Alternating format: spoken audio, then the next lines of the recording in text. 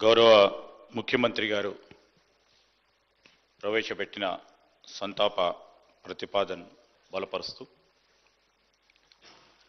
ఈరోజు మన అందరికీ కూడా సుపరిచితులు, ప్రత్యేకంగా నాకు చాలా దగ్గర వ్యక్తిగా ఒక అన్నగా మరి మాగంటి గోపీనాథ్ గారి అకాల మరణం చాలా దిగ్భ్రాంతిని కలిగించింది అధ్యక్ష.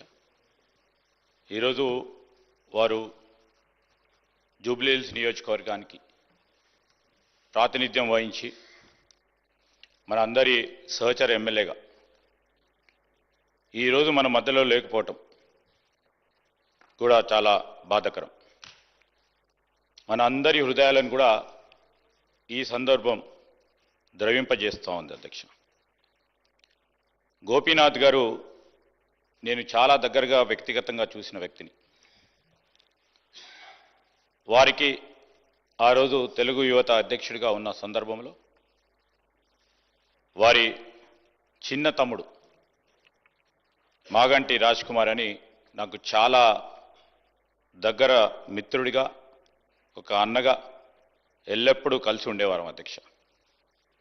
ఆనాడు వారి కుటుంబం అనుకోని పరిస్థితుల్లో మరి వారి తమ్ముడిని, గోపీనాథ్ గారి తమ్ముడిని కోల్పోవటం,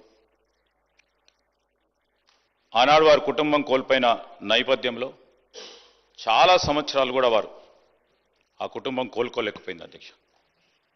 మరి అమ్మగారు, మరి ఇద్దరు అన్నలు, ఆ కుటుంబం అంతా కూడా చాలా బాధతో, హృదయంతో అనేక సంవత్సరాలు కూడా గడిచిపోయిన తర్వాత చాలా సంవత్సరాలు రాజకీయంలో ఉండి తెలుగు యువత అధ్యక్షుడిగా అనేక సంవత్సరాలు పనిచేస్తూ అనేక సందర్భాల్లో, ఇప్పుడు పెద్దలందరూ ఉన్నారు ఇక్కడ, శ్రీనివాస్ యాదవ్ గారు కానీ, వారి సహచరుడిగా అనేక సంవత్సరాలుగా ప్రతి సందర్భంలో కూడా టికెట్ గురించి ప్రయత్నం చేసేవారు.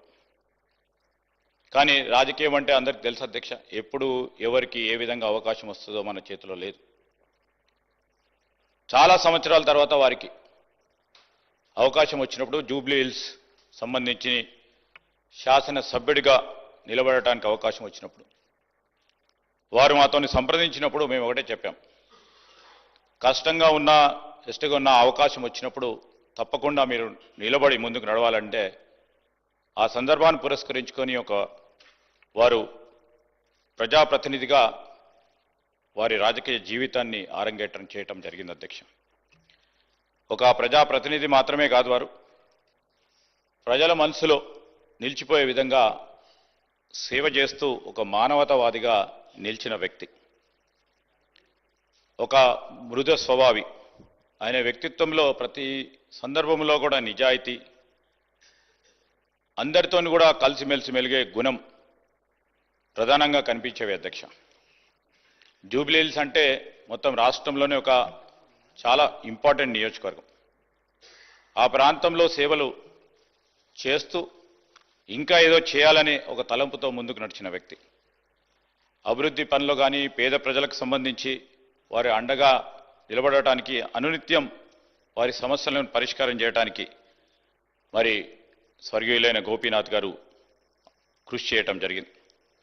సభలో వారి లేని లోటును స్పష్టంగా మనం చూస్తూ ఉన్నాం. మరి ఈరోజు జూన్ 2, 1963 హైదరాబాద్లో హైదర్గూడలో కృష్ణమూర్తి మరియు మహానంద కుమారి దంపతులకు జన్మించిన గోపీనాథ్ గారు మరి 4 దశాబ్దాల పైచిలకు ప్రజాసేవలో, పార్టీలలో చురుగ్గా పనిచేసి పాల్గొన్నారు అధ్యక్ష.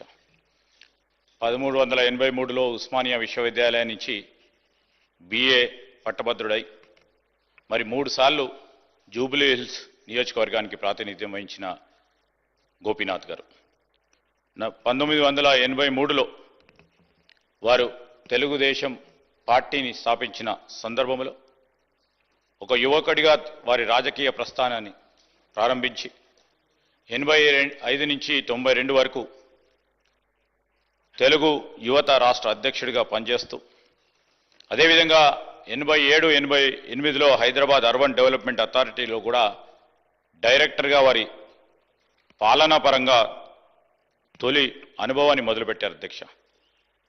మరి 88 నుంచి 93 వరకు వినియోగదారుల ఫోరం అధ్యక్షుడిగా, టీడీపీ హైదరాబాద్ జిల్లా అధ్యక్షుడిగా వారు బాధ్యతలు నిర్వహించారు.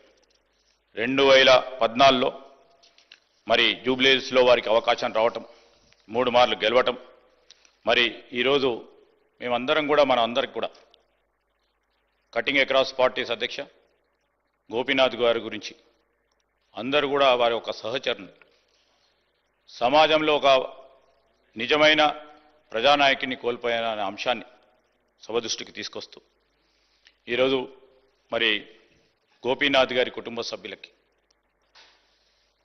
అభిమానులకి, జూబ్లీహిల్స్ ప్రజలకి సభ పక్షాన కూడా మా హృదయపూర్వక సానుభూతిని తెలియజేస్తా ఉన్నాం అధ్యక్ష. ఆయన ఆత్మకు శాంతి చేకూరాలని, ఆయన చూపిన మార్గం, ఆయన నడిచిన మార్గం, మంచి పనులు చేసిన మార్గం మనకు అందరికీ కూడా ప్రేరణగా నిలవాలని మనసారా కోలుకుంటూ వారి కుటుంబ సభ్యులందరికీ కూడా మరి ప్రగాఢ సానుభూతిని తెలియజేస్తూ సెలవు తీసుకుంటున్నాను అధ్యక్ష. I request Shri KT Ramarao గారు. Speaker sir.